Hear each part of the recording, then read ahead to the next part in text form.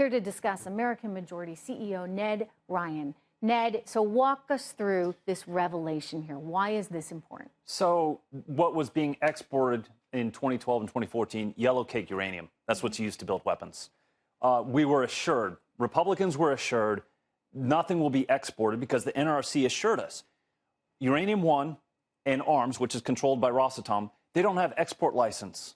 But what they didn't tell them is that the NRC amended a current export license for a Kentucky trucking company that allowed them to export uranium from Wyoming to Canada. And now we know that 25% of that made its way into Europe and Asia. Wow. Trish, the thing that needs to be understood about this, first of all, we as a country have to import the majority of our uranium. Why are we exporting uranium at this time?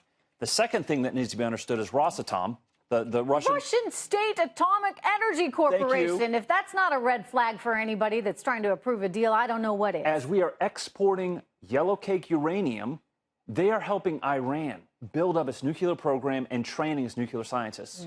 There are a lot of questions to be asked. And again, Chuck Grassley's on this. House Intel looks to be considering putting subpoenas on the 9 CFIUS members and bringing them to the Hill and asking them under oath, why did you approve this and why did you do it again in a relatively I want to get to that in a second. Fashion? Here's something I want to show the viewer, though, because this is what has been uncovered, an export license that went to RSB Logistic Services, Inc. This is the trucking company. The Kentucky trucking company. Ned was talking about out of Kentucky.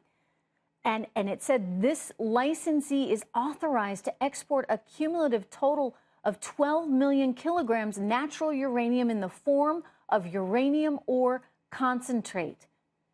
I mean, this is crazy stuff. And then, by the way, it goes on to say that that uranium has to come back to the United States. But we now know that it went to Canada and it went to Europe. 25% of it for sure went to Europe and Asia. And how do you know if it ever comes back? And what they did is they amended it from 7.5 million kilograms to 12 million. So we're not entirely sure how much uranium actually left because the NRC will not tell us.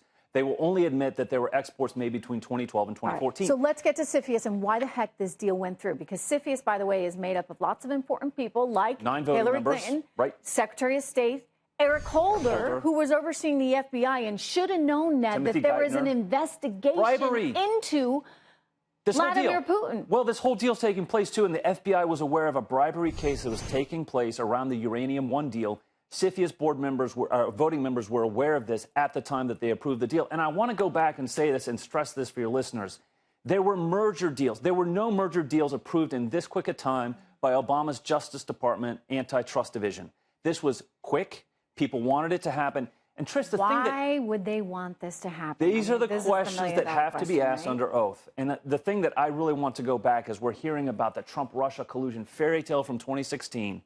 Evidence is pointing towards Obama and his administration were embracing Russia. Obama was making fun. Remember when he was making fun of Romney for calling Romney out on his Russia approach? Your 1980s approach. Foreign policy That's right. back.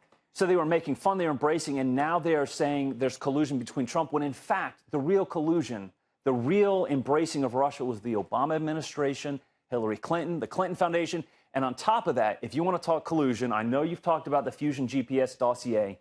They put 7 figures worth of money into this in which former and maybe even current FSB agents were being paid to feed into this information from the Kremlin. Look, I'm sorry, who do you think is colluding with Russia?